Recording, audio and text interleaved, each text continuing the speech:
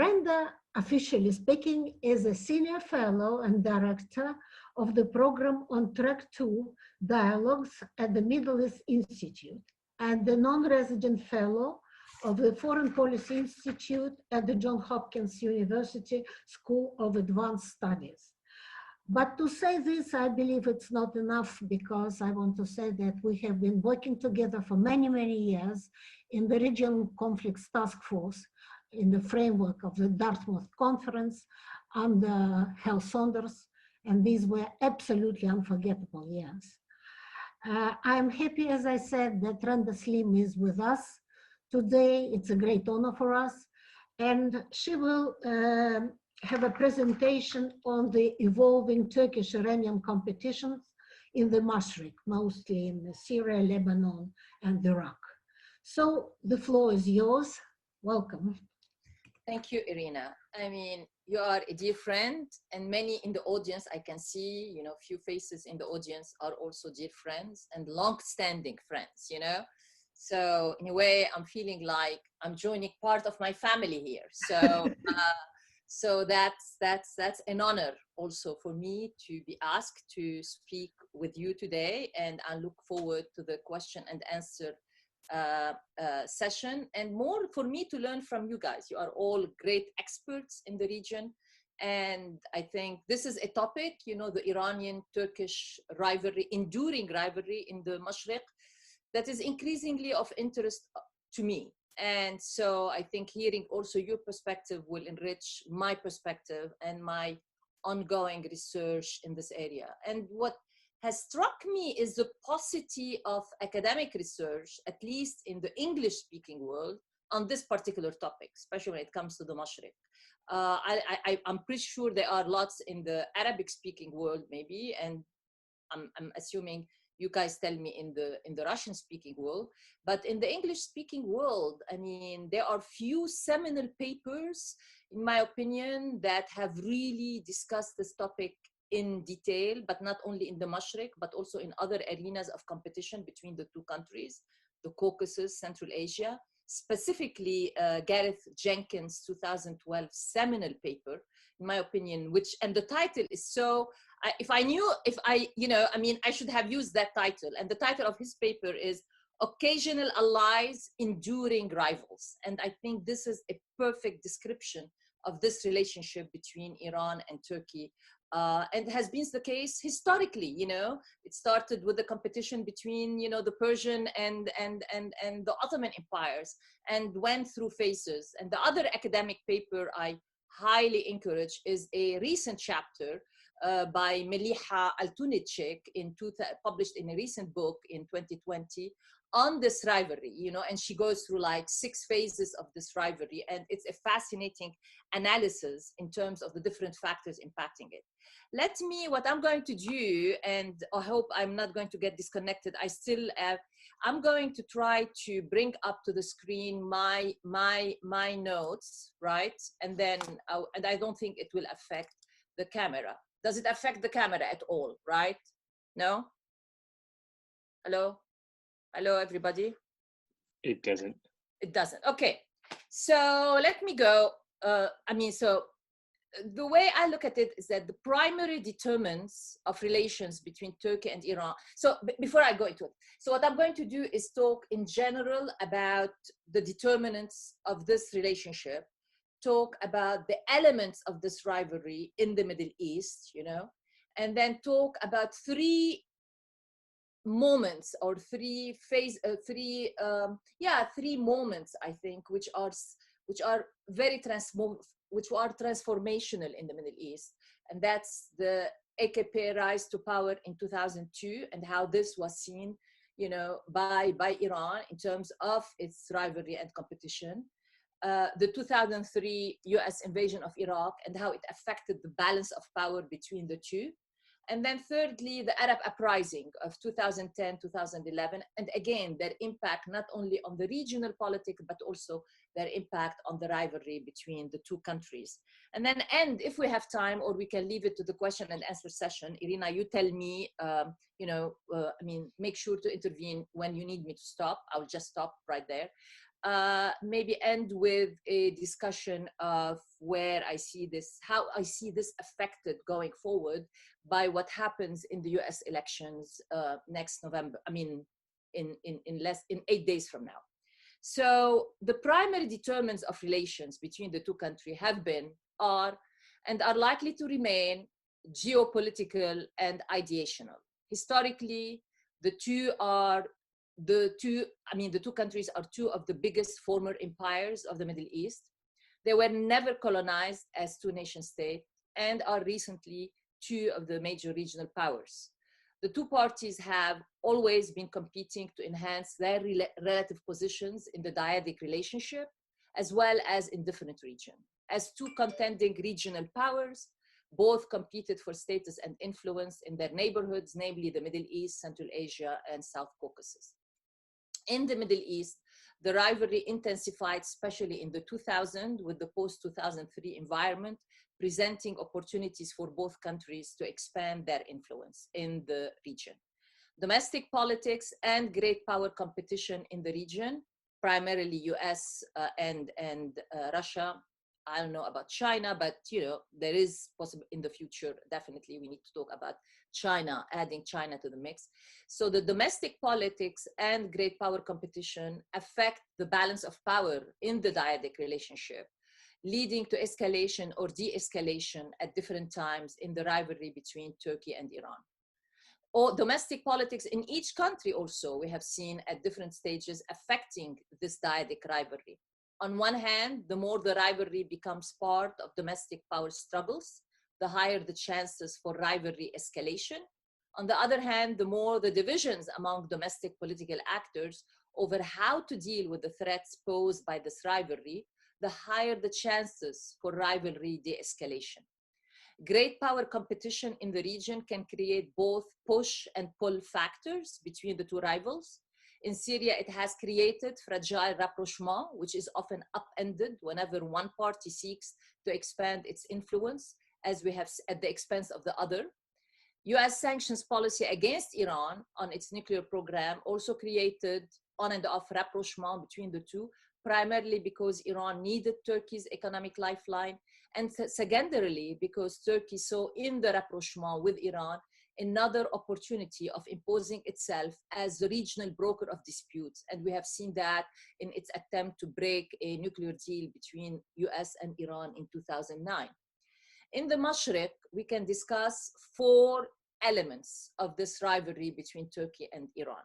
The first one is sectarian enmity has been and remains a defining element, despite the fact that for the most part, the two sides refrain from invoking each other's sectarian identities, instead veiling their sectarian enmity by invoking historical references in their quest to criticize the other party's foreign policy action. For example, when Erdogan accused Iran of Persian nationalism and Tehran accused Turkey of having neo-Ottoman designs in the Middle East.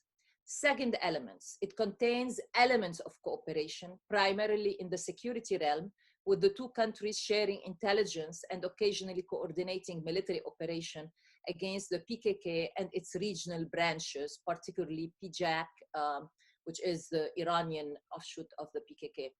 This past June, we have seen Turkey launch an all-out operation against the PKK position in northern Iraq. And despite Tehran's usual objections to any violations of Iraqi sovereignty, the IRGC simultaneously initiated its own assault from the east, striking positions of the PJAK, the Kurdistan Free Life Party, an organization of Iranian Kurds and an offshoot of the PKK, which maintains camps in the Kandil Mountains in northern Iraq, adjacent to the PKK camps, and shares training and logistics with them. Third element, it has not, despite the competition between them, it has not led to direct military confrontation between the two powers, at least recently. I'm not talking about the historical, when there were direct wars between the two empires at the time. And primarily, one, because I think their border was pretty much settled in 1639 with the Treaty of Zuhab between the Persian and the Ottoman empires. I mean, the borders were a little bit amended later, you know, after the changes after after the collapse of the Ottoman Empire, and you know, in the 30s, I think, 1930s. But pretty much the borders remain. So border dispute, you know, which usually leads to direct military confrontation between the two countries, was sidelined as a factor. And that's one reason why we have not seen this rivalry translate into direct military confrontation. And two is because I think both, understood that this, you know, the importance of maintaining manageable relations, if we can put it this way, with an important neighbor. And then third is that they were able to wage and litigate their competition, often indirectly, through proxies, like we have seen in Syria and Iraq. And possibly, if we have time, we can talk about an emerging front for this competition in Lebanon. And the fourth element of this rivalry is that the position of both Iran and Turkey have been affected by the policies of the two major external powers, actors in the region, primarily the United States and Russia. So improving relations between the two countries has been in some cases driven by their threat perception vis-a-vis an external actor, as in the case of Tehran vis-a-vis the Trump administration, as well as by policy divergences with an external actor, like as has been the case of on and off between Russia and Turkey in Syria. So improving relations. So when they have this kind of antagonism vis-a-vis prompted by an external actor, we have seen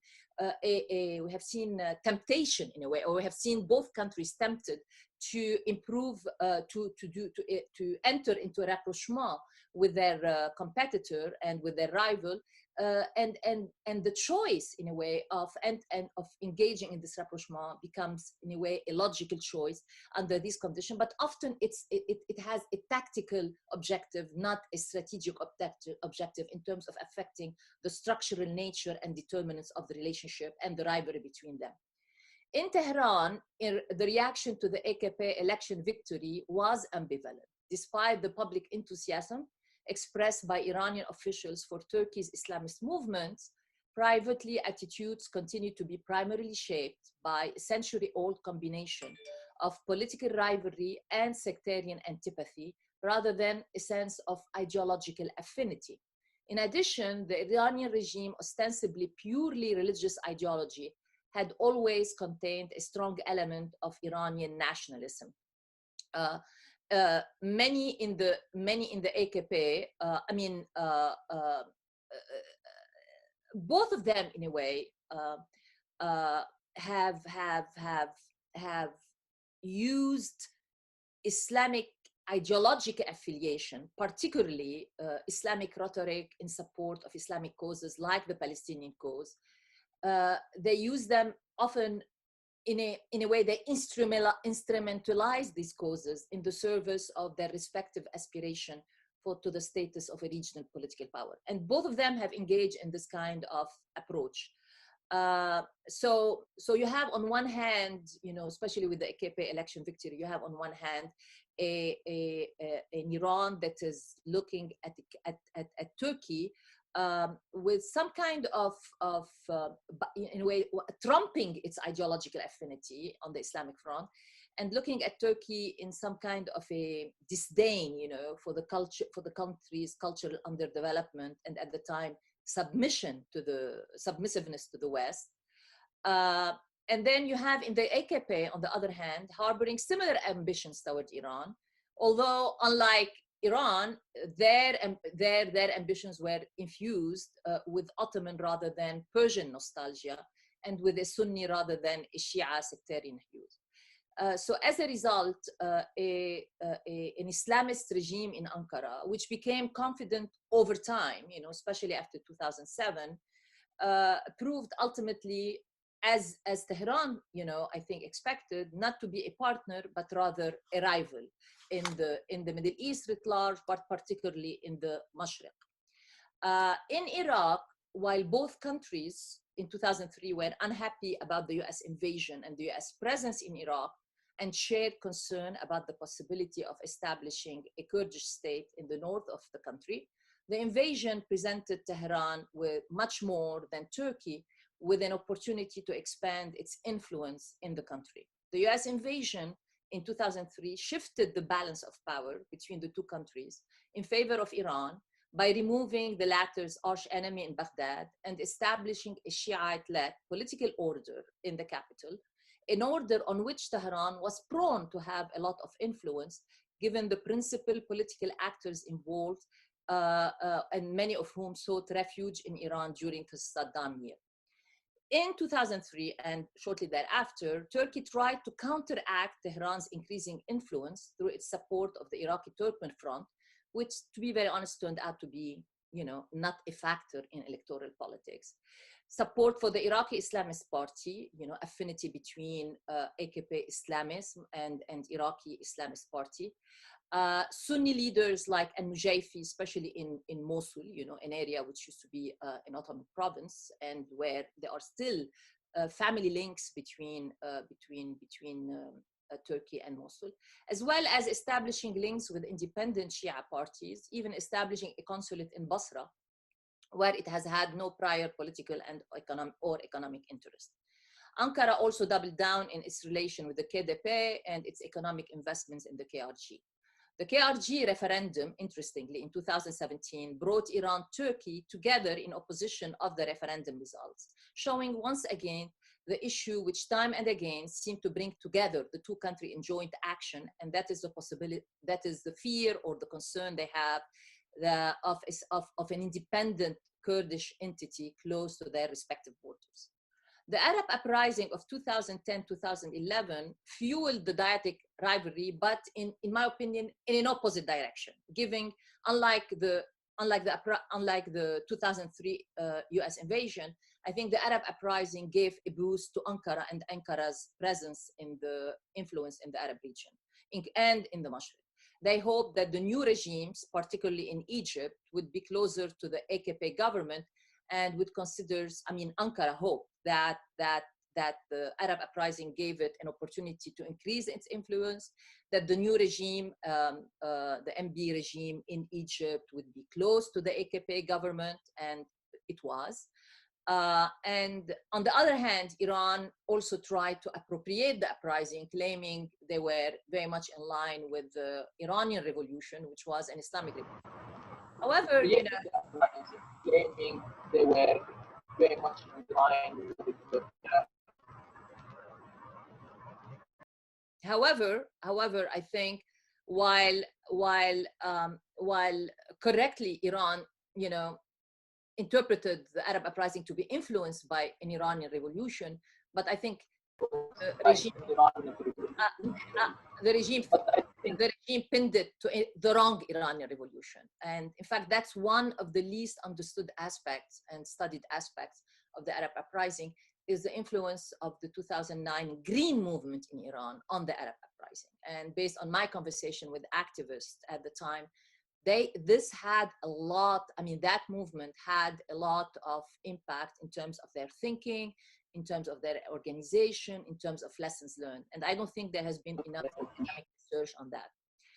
However, Arab uprising fueled the dyadic rivalry particularly in two places. One is Bahrain, and the second in Syria. And I think Syria is an enduring wound in the dyadic relationship, and an increasing source of rift. It wanes and waxes, ups and downs, but it's an enduring source of tensions in the dyadic relationship. So in Bahrain, Turkey stood with the government at the time against the uprisings,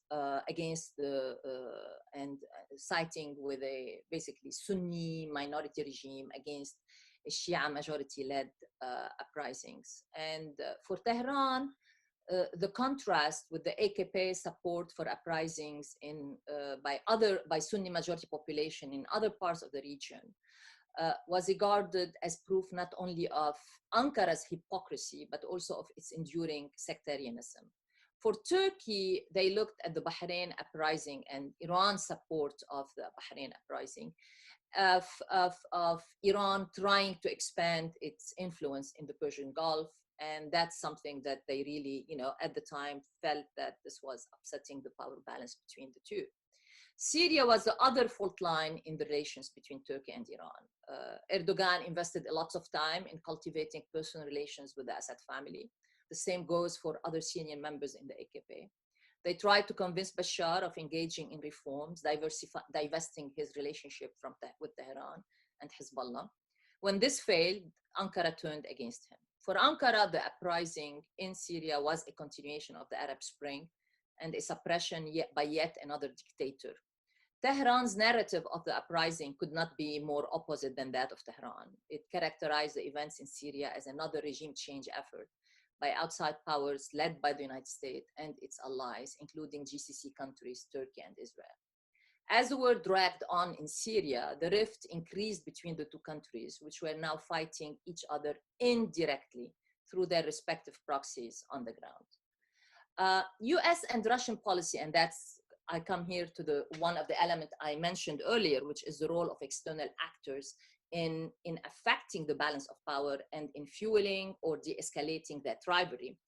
In Syria, US and Russian policies affected the positioning of the two rivals vis-a-vis each other. In particular, US reliance on the PYD-YPG to defeat ISIL and the developing of relations between the PYD-YPG and the United States forced Turkey, on one hand, to launch at least 3 operations inside Syria starting in 2016 to fight ISIL and stop the advancement of the PYD-YPG.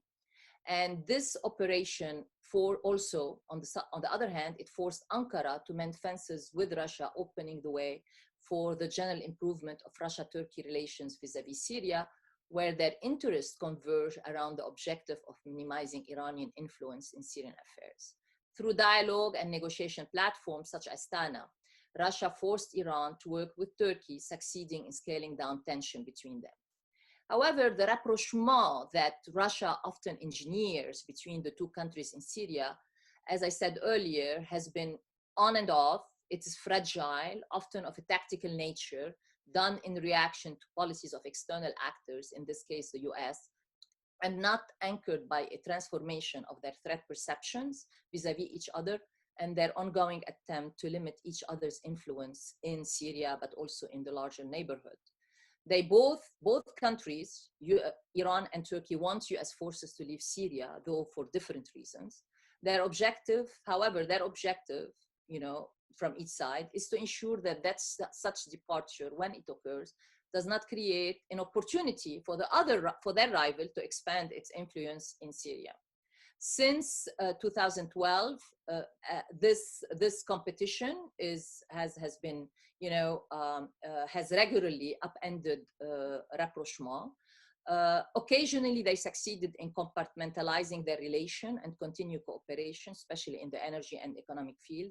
But then we see them shifting into a war of words, Turkey accusing Iran of aiming to dominate the Middle East, Iran criticizing Turkey for its support of the opposition in Syria. Domestic developments in each country, again, the 4th elements I mentioned, also promoted rapprochement when it happens. We have seen in 2016, Iran's reaction to the coup in Turkey, which, Mr. Zarif, Dr. Zarif visiting Ankara within hours of the coup in support of the Erdogan government. For Tehran, this was an opportunity to create this rapprochement and further advance its objective of widening the growing gap between Turkey and the US, especially on the issue of the latter harboring Fethullah Gulen. In 2018, Ankara repeated the favor, basically returned the favor to Tehran when it endorsed a similar position in reaction to protests in Iran. Yet again, the fragility of that rapprochement was exposed when Turkey decided to intervene militarily in Afrin in March 2018, and again in October 2019 with its Operation Peace Spring into northeast Syria, and lately with the Syrian regime offensive in Idlib, assisted by Iran-allied militias in January 2020, which increasingly soured the relationship between the two.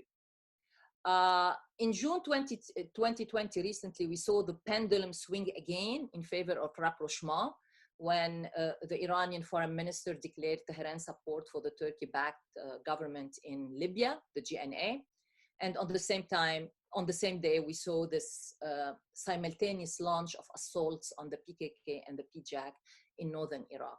However, again, this convergence, of interests in Libya, if we can put it this way, and also we are seeing some convergence of interest in Yemen with Iran supporting. Sorry, I'm looking at the time. Yeah, with Iran supporting. With Turkey initially supporting the coalition, and then after 2018, with the souring of relation between Saudi Arabia and Turkey over the murder of Jamal Khashoggi, we saw Turkey more and more shift toward, toward, in a way, undermining or, more converging towards some kind of a coming together of perspectives on Yemen, again through their respective proxies in Yemen, with Islah, the Islamist party, being the primary proxy for Turkey, especially in the south of the country, and then the Houthis, of course, of Iran. But recently there have been mentions by Iran and by Iranian officials, including Dr. Zarif, of Turkey having a role to play in solving the crisis in Libya and Yemen, which somehow indicate the emergence of a regional alignment between Iran and Turkey against the Saudi-led bloc in both of these conflicts, but also it has repercussions to the Mashrique region.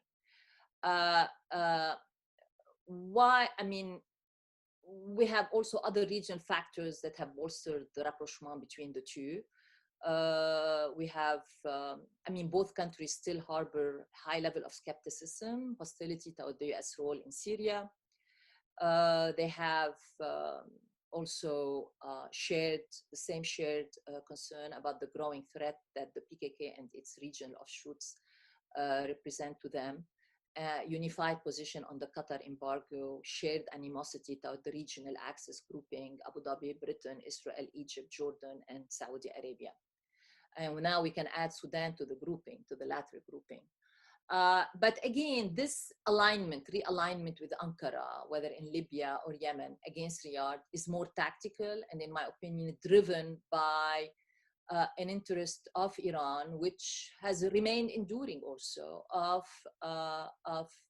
intensifying pressure on the Saudis to change their approach toward Iran. So we have seen the event on June 15 or 18, where Zarif, declared that, a role or support for a role for Turkey in Libya and Yemen. And yet we see the Khamenei's military advisor give an interview on June 22, and in which he said, and I'm quoting, "If Saudi Arabia accepts, we are ready to talk to them without any precondition," end of quote. So at the same time, Turkey's views of its recent conversions with Iran seem to be similarly of a tactical nature.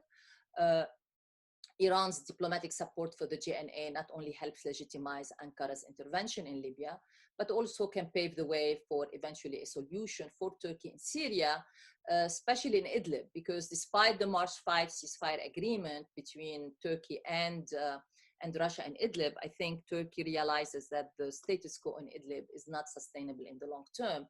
And so they are trying to pave the ground, especially also if we have a new American administration,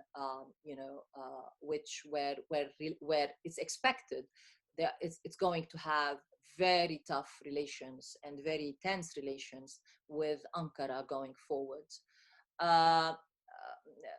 Again, let me quickly go into two factors in terms of the Iranian factors and influence in Iraq, and how I see that happening and evolving, especially since the 2019 protest, but also this emerging front in Lebanon, quickly, in terms of competition between the two. So on the Iranian factor, I think Iran increasingly faces some tough challenges in Iran, partly for, I mean, let me talk about like at least three factors.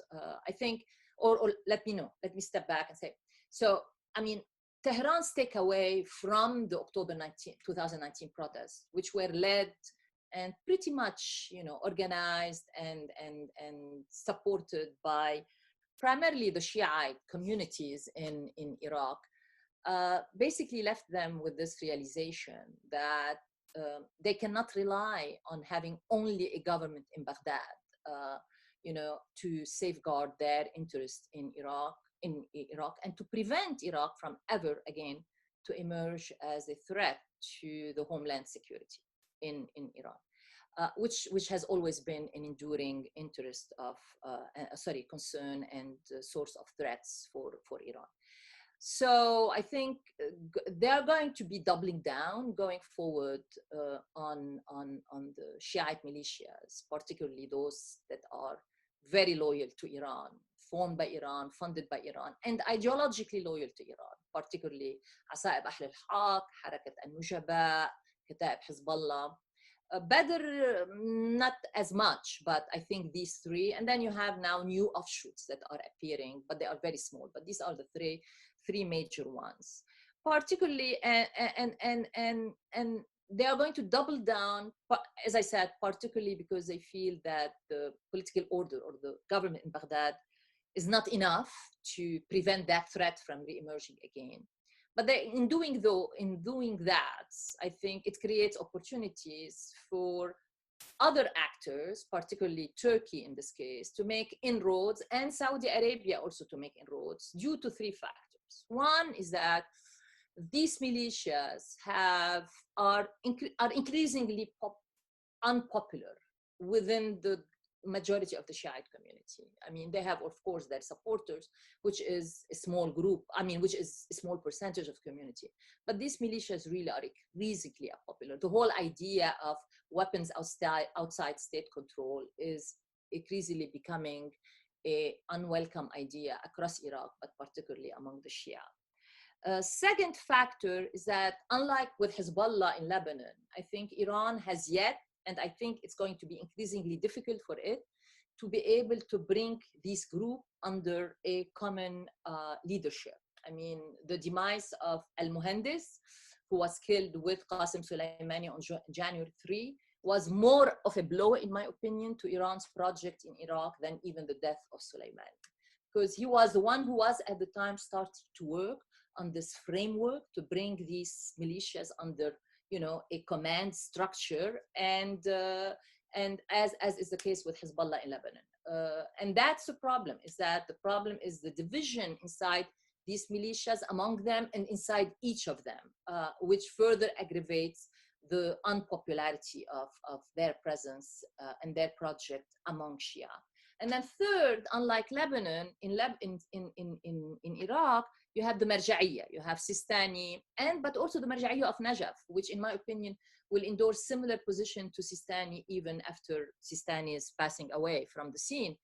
I mean, there is only one thing, in my opinion, that since 2003, the Marja'iyya and Iran have agreed on, which is the importance of establishing a Shiite-led political order in Baghdad, and over time, with shocks to that regime, preserving that political order.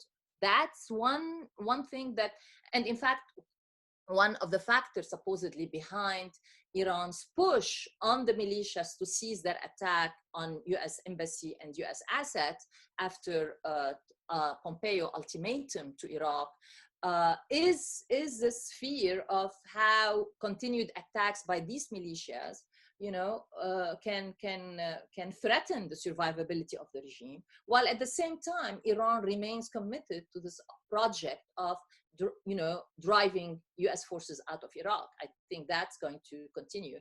But tactically, in the short term, they felt that with the Trump administration, it's better to, you know, go into some kind of a holding pattern, you know, awaiting changes in the US.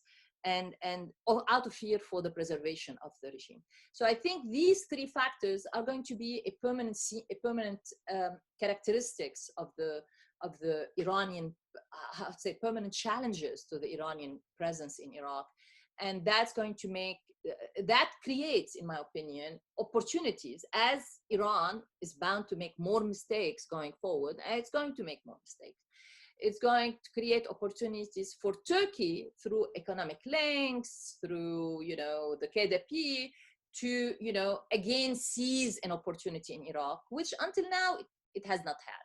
And that will be interesting to see going forward. But also it creates opportunities for Turkey's now competitor, you know, Saudi Arabia, to make inroads, although again, the economic conditions in Saudi Arabia might limit that, that push by Saudi Arabia, especially in terms of the economic spheres, to make that inroad in the short term. But in the medium term, it opens opportunities even for Saudi Arabia, and again make Iraq again an arena for competition, Sunni Shia, but also within the Sunni world, between Saudi Arabia, Emirates on one hand, and Turkey, I mean UAE on one hand, and Turkey on the other.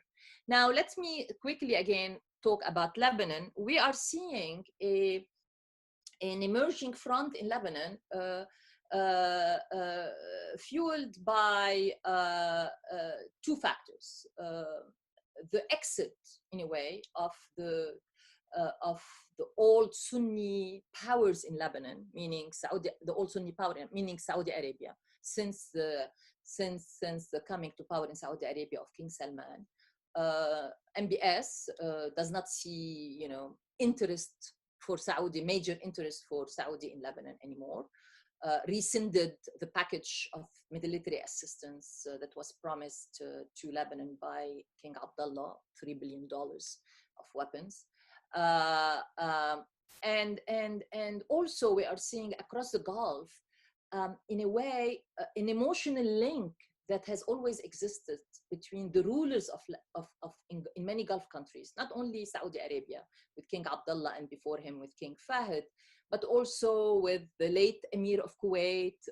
We have seen it also with, you know, the older leadership, you know, in UAE. They had an emotional link to Lebanon. Lebanon used to be a place where they went in their youth to, you know, either to study or to, you know, to spend summers. And so that relationship between Lebanon and the GCC, and primarily Saudi Arabia, always had this emotional link.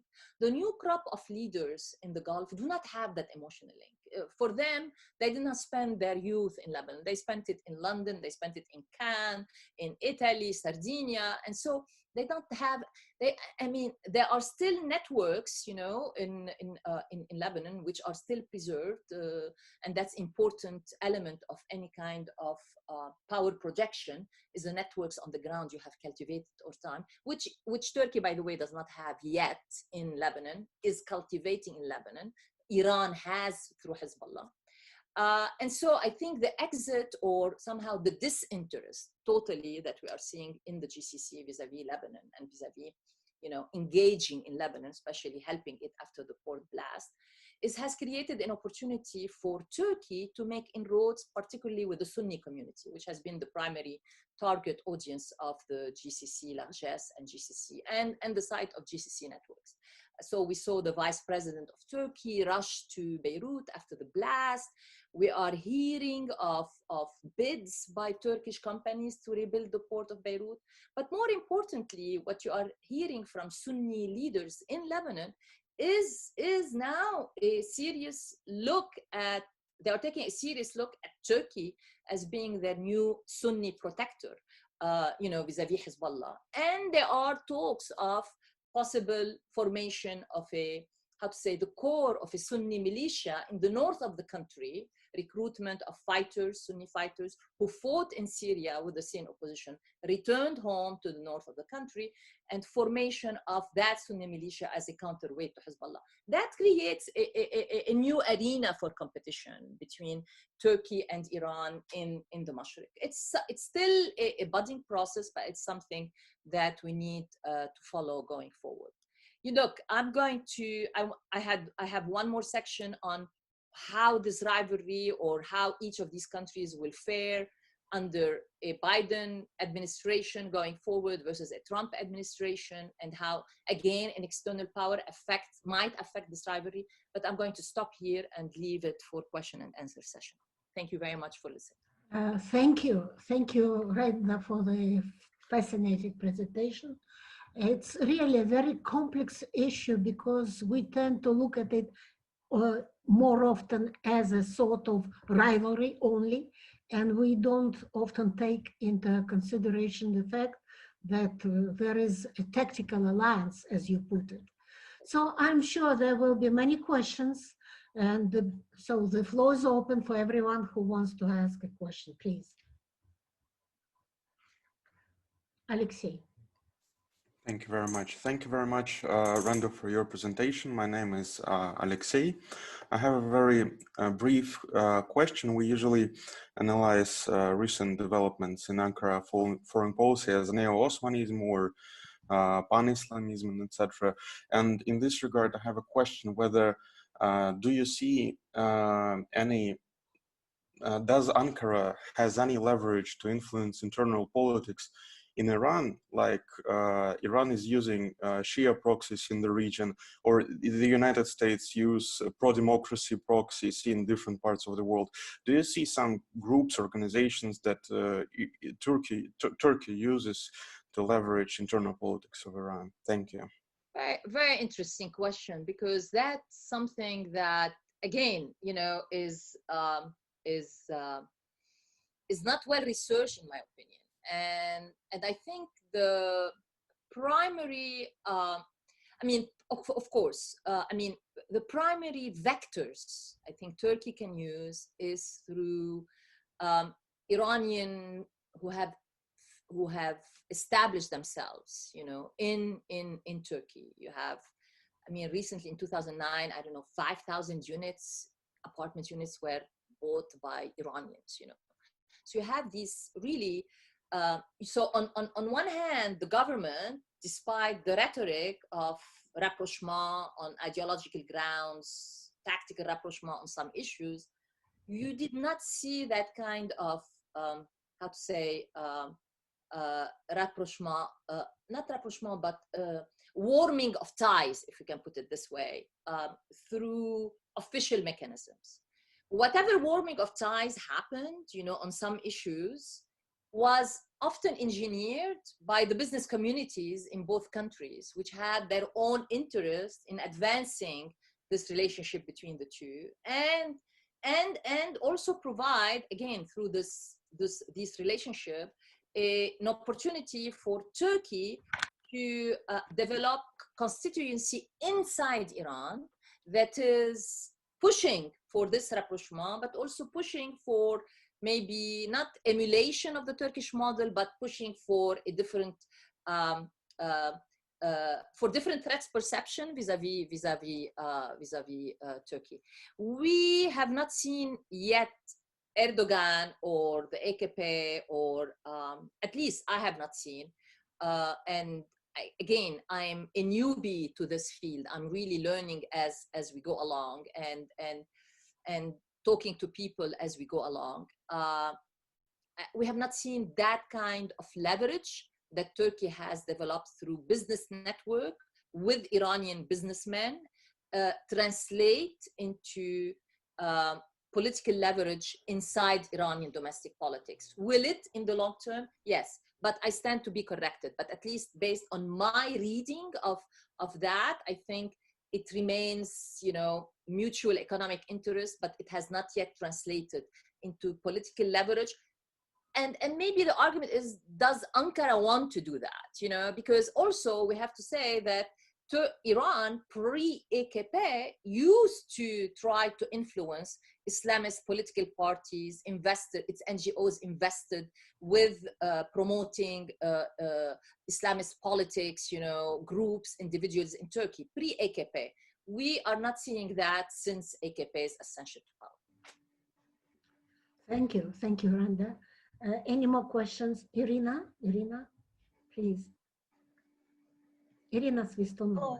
Hello, Randa. Hi, Irina. I mean, you are the Turkey expert. I'm here to listen from you. You're not meant to answer your question. So whatever you answer, you ask, I'm going to turn it back to you.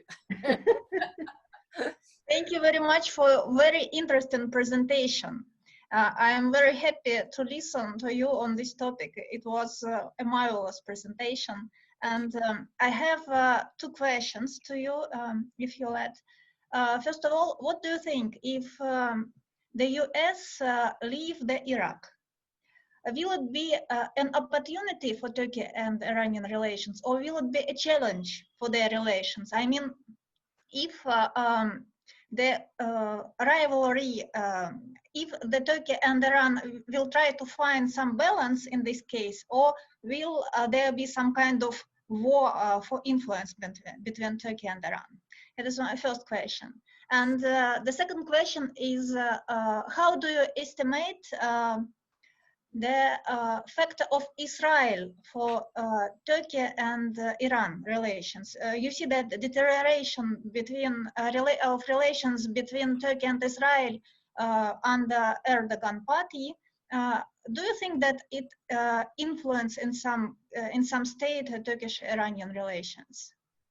Thank you. These are 2 very good questions, Irina. Thank you very much. Again, you know, I'm going to venture and you are going to correct me if I'm right or not. So on Iraq, I think I have been thinking about that because, again, we did not discuss this because I think the issue of US military presence, not only in Iraq, but also in Syria, and I think you said your question also applies to Syria, by the way.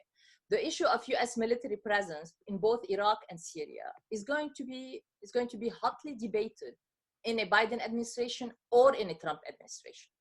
I think for domestic political consideration, irrespective of who comes to the White House in November 3rd, you know, assuming we know the results by the end of November 3rd, I think the issue of US military engagement in the Middle East is going to be now, you know, debated. And there is seriously the possibility of whether maintaining 1,000 or some forces in Syria makes sense, and whether we can project power through other means, you know, through other technological means without having the presence on the ground. And the same could be said about Iraq, you know, in terms of the, I don't know, now we are down to what, 2,000, 2,500 forces that are limited to few bases, you know, providing training and assistance to the Iraqi forces. So, so if let's say, and if US leaves Iraq, by the way, it has to leave Syria, because the only way operationally and logistically we can sustain the operation in Iraq, I mean, in Syria is through the border, you know, I mean, the operation in Iraq provides that kind of logistical support to the operation in Syria. So that's why when we discussed Iraq, we have to discuss Syria, because once if this happens in Iraq, we are definitely going to be leaving Syria as well. And if that's the case, you know, and that's why I'm linking them the 2, if that is the case, then will that create opportunities will that escalate the rivalry, let's put it this way, or de-escalate the rivalry? Look, there is a shared concern between the 2 of wanting the US presence to outside of both Iraq and Syria for different reasons, you know, because remember, I mean, if US were to leave Syria, that leaves the PYD, you know, PYD, YPG there, you know, in terms of lacking support, and that the US has provided it, and creates more leverage for Turkey in negotiating its fate through maybe trilateral negotiations with Iran and with Damascus regime mediated by Russia. So, so it's going to be interesting because it has both push and pull factors. I can see increasing the space for Turkey to contest, you know, to contest how to say that vacuum, because there will be a vacuum created. And so I think increasing opportunity for Turkey to contest that vacuum. Does it have the means, the networks right now in Iraq to do that? I don't think so. You know what I mean? That's the problem. I think the problem of Turkey has been, unlike Iran, not only in Iraq, but also in Syria and Lebanon, is it has not had time for the AKP, even though they have been in power since 2002, partly because of language, partly because of Ottoman history.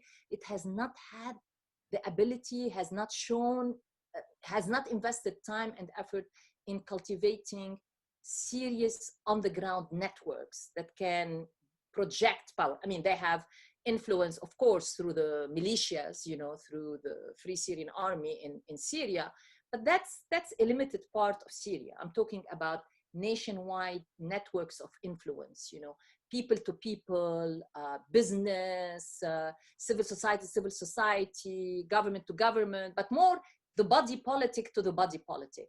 In none of these three countries, Turkey has that kind of, can rival Iranians' presence, you know, in that, on that front. And so I think it will increase the rivalry because Turkey will be tempted to contest the space. Whether it will end up benefiting Turkey in its competition with Iran, I don't know, I still doubt that.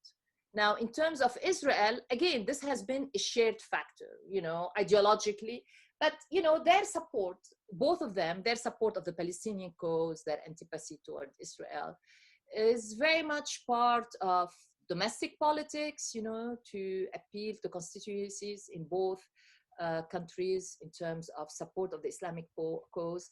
It's part of their attempt to own an issue that has pan-Arab, you know, relevance, although it's less so recently. And I think now what we are seeing with this new regional axis involving Israel with the normalization deals between Israel, UAE, Bahrain, eventually, in my opinion, Saudi Arabia will join. Egypt, of course, has been part of this axis for some time, Jordan the same. And especially if Saudi Arabia were to join this axis, which according to my colleagues at MEI, who are Gulf experts, who think it's not going to happen until after the death of King Salman, that as long as he's alive, MBS will not be able to affect that. It will happen after his death. So if Saudi Arabia were to join that axis, then I can see, in fact, the impact of that is, in fact, de-escalating the rivalry and cementing further the rapprochement between the two, because they're going to see themselves targeted by this axis, both of them. Well, thank you very much. Alexander, would you like to ask the question, please? Please switch on your mic. Your mic, please. Switch it on. Александр Аксененок. Саш, включи микрофон. Ты меня слышишь, нет? Yes, I switched it on. It is switched on. It is switched on. Hi, Randa. Hi, Randa. I just wish all the best to you and to your beloved ones. Oh, same to you. You look good. I'm happy to see you look good. Yes, so am I.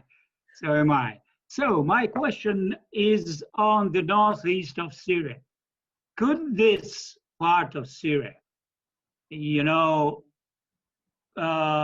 could it be the collision point in future scenarios of the developments in Syria? For instance, the Regional Council of Deir ez-Zor declares its independence with the help of the Americans and coalition partners. Could it aggravate the relationship between Iran and Turkey? Why ask this question? Yesterday I've read the article of Steve Heidemann. You know him, sure. Yes. I know him since 2012. Yeah. We had track 2 meetings together, and with Daniel Kurtzer as well, after Geneva conference. Yes. In search for a Latin American formula of power sharing, and he just what he wrote, I just want to give. It's a very important question on Syria.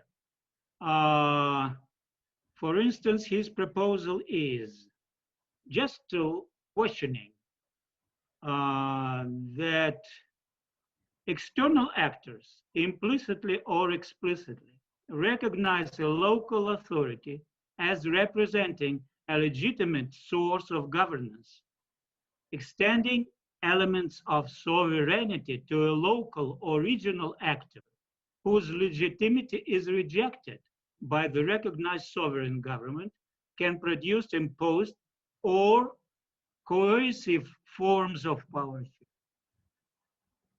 What's your opinion on these new theoretical turn in his mind? I respect Steve.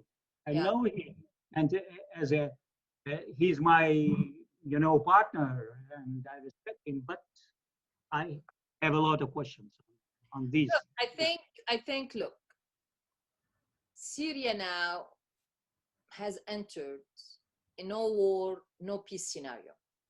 I have been saying this for some time, at least since last December. And it was a matter of time before, of course, Idlib happened, and then you had the agreement between Turkey and Russia on Idlib.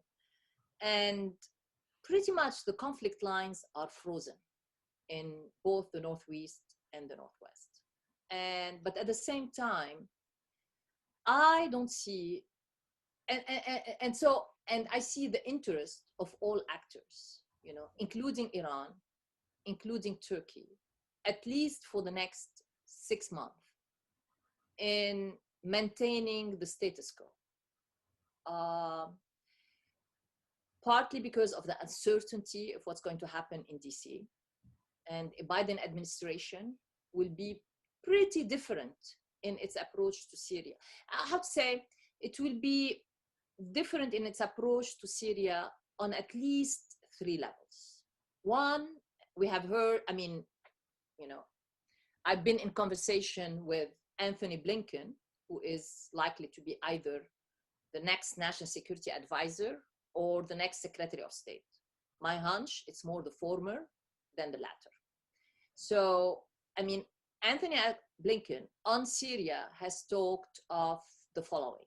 He has talked of Russia, United States re-engaging with the diplomatic process in Syria through reinvigoration of the Geneva process. He has definitely talked of playing that role to counter the Astana process. He has played of the need for the United States to contest and to stand up to Russia on the issue of cross-humanitarian aid. And he has talked about standing up to our allies, mostly the PYD, YPG. Yesterday, Mr. Biden, I don't know if you have seen it, there were 2 parallel interviews. We have a show on CBS here called 60 Minutes. It's their tradition. Before the election, they conduct interviews with the 2 presidential candidates, okay, the week before the elections. And there was an interview with Trump, which garnered a lot of a lot of controversy, because he walked out of the interview because he found the question to be tough. But there was also the interview with Biden, and it was interesting. So they asked Biden and Trump, of course, at different times, the same question. So they asked them, what's going to be the #1 threat facing the United States in the next 4 years?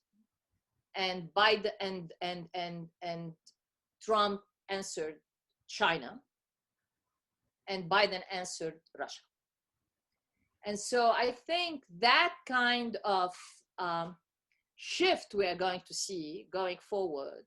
I'm not saying that the US-Russian relations were at their best, most trustful phase during the Trump administration, but Russia had, at least, Trump often refused suggestions from the intelligence and military communities vis-a-vis Russia in so many places, and also, you know, expressed, and in my opinion, if he were to be re-elected, he was going to exit Syria and exit Iraq. I think that's part of his now electoral platform, and that's going to be how he sees it as his enduring legacy. Whereas I think Biden is looking now at maintaining, despite the push from the progressive wing of the Democratic Party, which is going to be very strong, because part of the win, if he wins Biden big, it's going to be due to the influence and the campaigning by the progressive party, progressive wing in the party.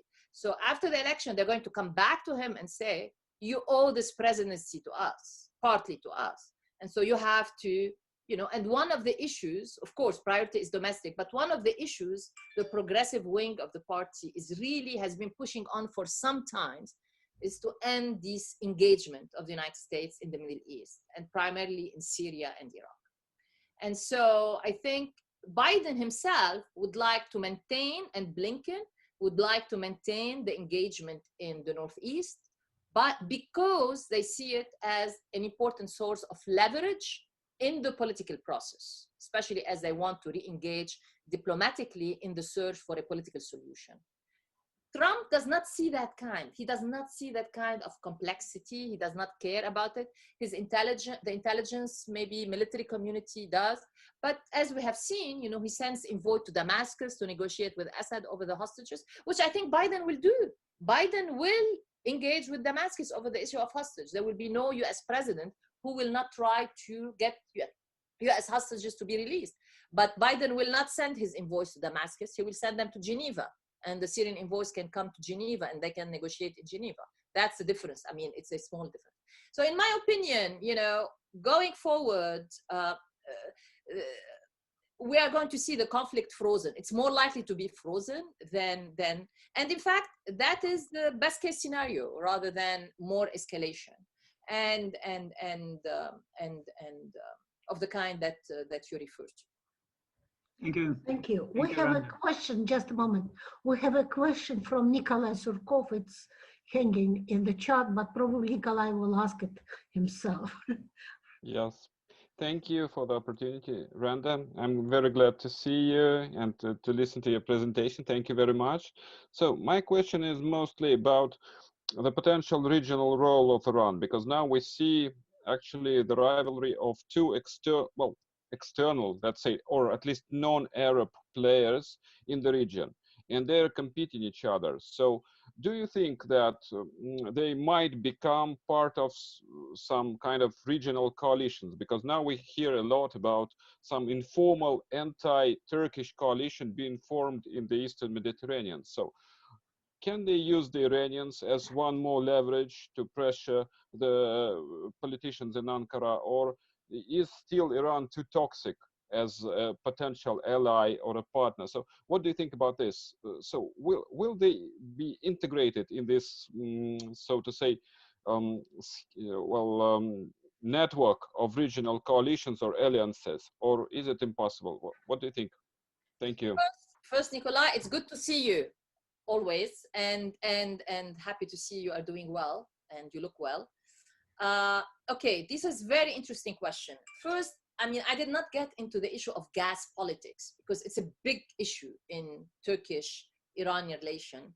And I think the discovery in the Black Sea within Turkey's exclusive economic zone of this supposedly largest gas field is going to impact that relationship, because partly it's going to decrease, you know, Turkish dependence. When the times happens of extracting, it's going to decrease Turkish dependence on gas imports from Iran, which, you know, which has been, in my opinion, an important factor in limiting the rivalry, you know, at least on Iranian side, on both sides. Turkey needs natural gas and Iran needs the exports to Turkey for its economic life, as it's a part of its economic lifeline under US sanctions.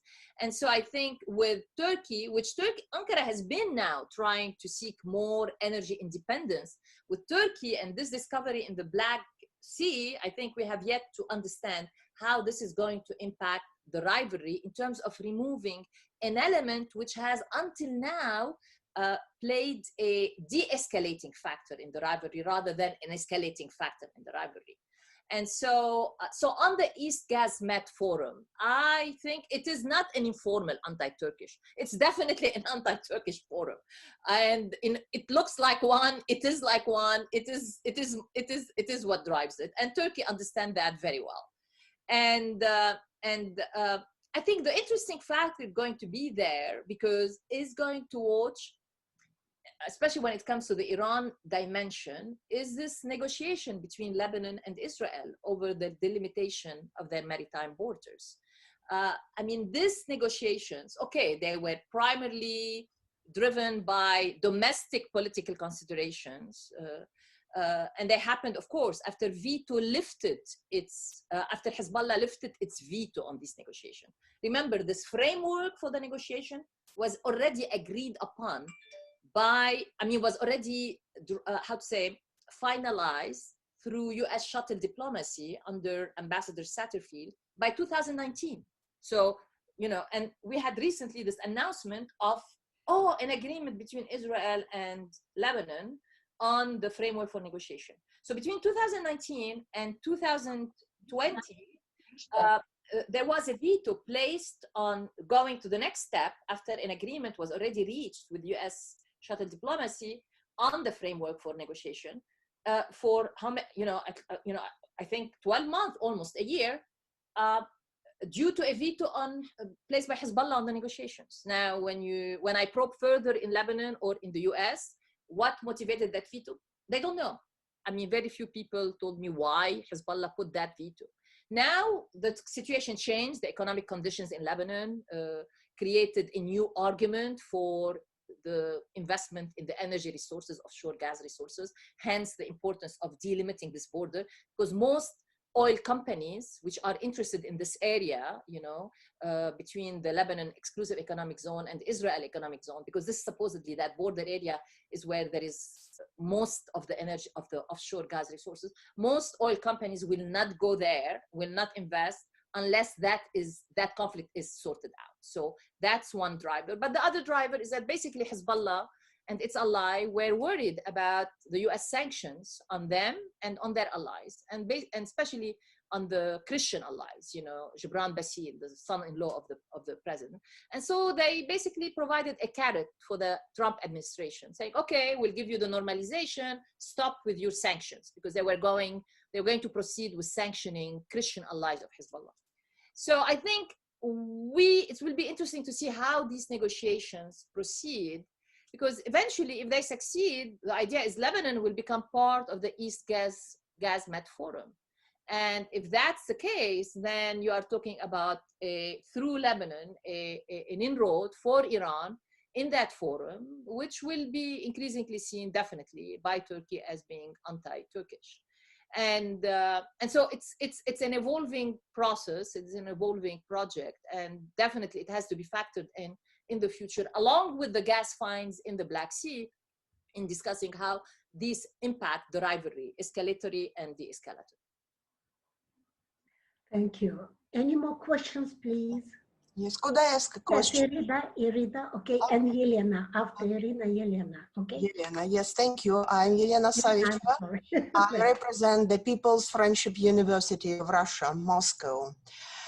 Thank you very much for your presentation. It was really very interesting.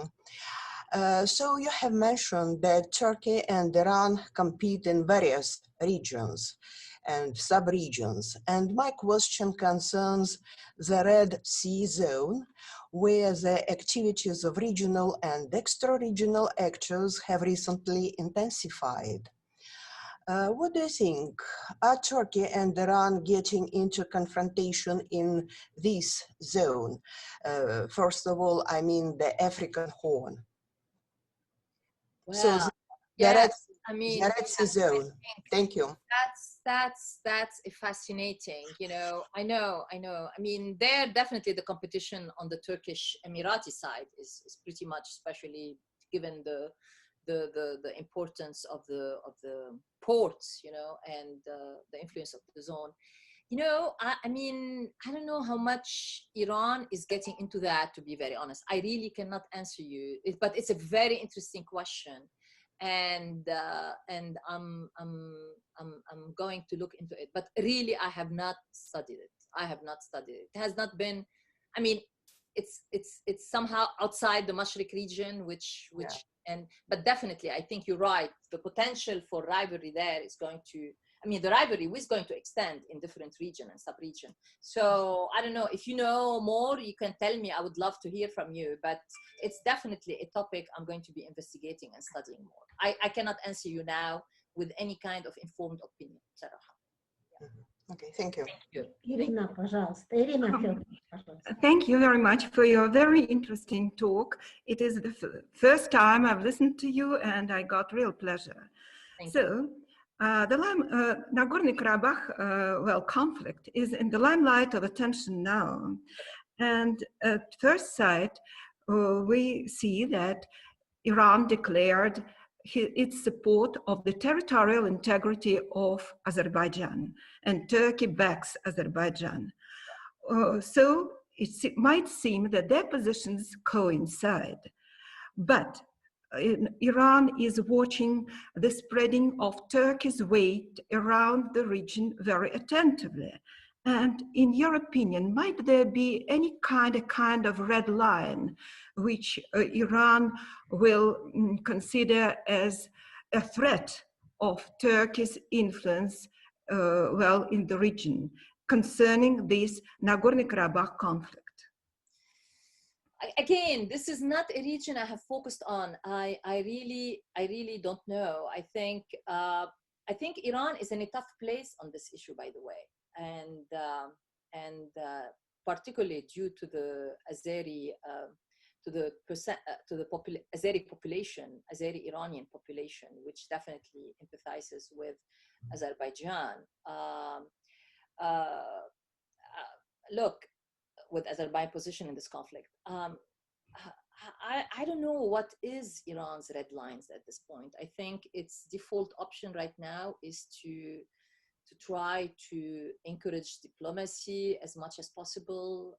I think it's going to be looking with concern at the meetings in DC involving the Secretary of State and the ministers of Armenia and Azerbaijan. But I'm sorry, I don't know why I put this.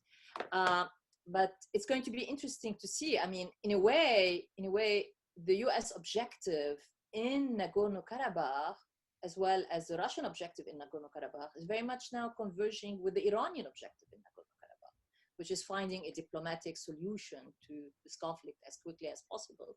Partly Iranian, Turkey is driven by what it means, the implication of this to its own power balance of power with Turkey, and so it will be interesting to see how this evolves. But beyond that, I just don't know exactly. I have not spoken or read anything recently from Iranian sources, or have spec with Iranian officials ask this question, which is a very interesting question.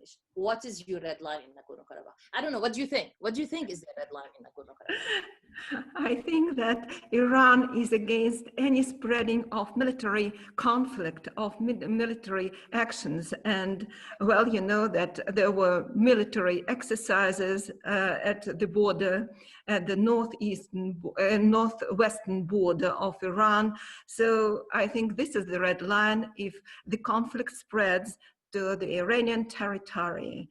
But in my opinion, the rivalry between Turkey and Iran might become deeper if Turkey's weight in this region increases. It's my opinion. No, I agree with you. I mean, as I said, these are the two principal. I mean, on one hand, the Caucasus and Central Asia, and the other is the Middle East. These are the two main regions where the two are basically executing and prosecuting this rivalry. I have focused mostly on the Middle East and the Mashriq region, but I can see the two affecting their cost calculus. I mean, what happens in one region is going to affect the cost calculus for the other region as well. And I agree with you that eventually Iran is against any development in any of this region that upsets the power of balance that exists between it and Turkey, and will consider that as a red line. Thank you much. Thank you very much.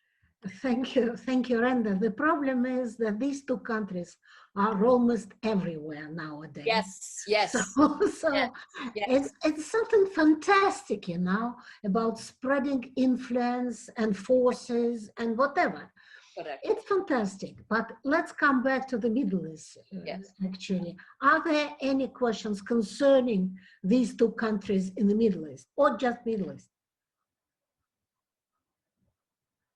Probably comments. Someone wants to add something to what Renda has already said? No? No? Okay. Well, Renda, I would say that this is a very interesting seminar, really, because we can stop it here, but it is obvious that there are a lot of things to learn and a lot of things to study, because the whole play is far from being over. And I'm absolutely sure that we shall see new rivalries and probably new coming together, very tactical, something like that. Because as I see the situation, I believe that sooner or later, there will be a new alliance, which you mentioned, the Arab-Israeli alliance, whether it will be strong enough or whether it's also be tactical to a certain extent, still, it will be new balance of forces. And against this balance of forces, both Turkey and Iran would be forced to find their own ways.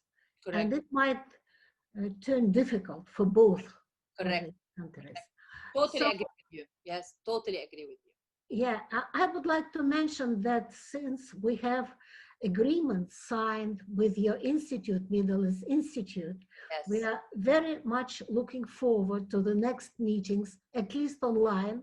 I do hope that someday it will be offline, because we all are missing each other. Yes. And it would be a great pleasure to be together again. Definitely. I mean, I'm hoping and praying toward that. So the sooner the vaccine happens, the sooner we can meet face to face. I mean, there is nothing. Zoom is excellent and everything. It transcends boundaries, bring people together across boundaries, but it does not replace face-to-face meetings. No. It cannot replace face-to-face meetings, unfortunately. And okay, let's hope that sooner or later it will happen again. We will be together again. Yes. So if nobody wants to say something, any more interventions? No? Then let me thank Renda once again. Thank you. It was a pleasure. It was a real pleasure. And we have learned a lot from you. And looking forward to our next meetings. Yes, Bye. definitely. Bye-bye. Bye, everybody. Stay safe and healthy. Bye-bye.